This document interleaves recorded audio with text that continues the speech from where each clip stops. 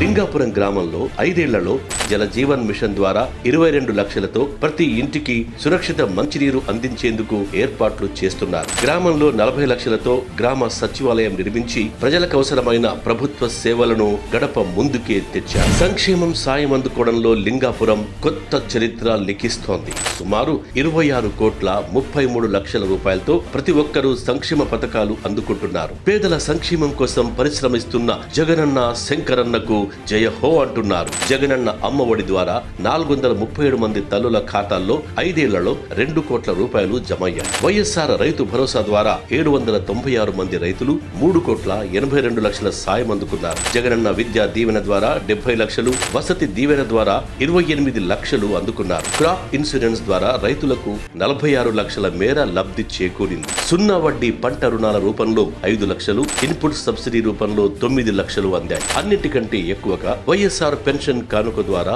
5 ఏళ్లలో 740 మంది అవ్వాతాతలు 7 కోట్ల 16 లక్షల రూపాయల సాయం అందుకున్నారు.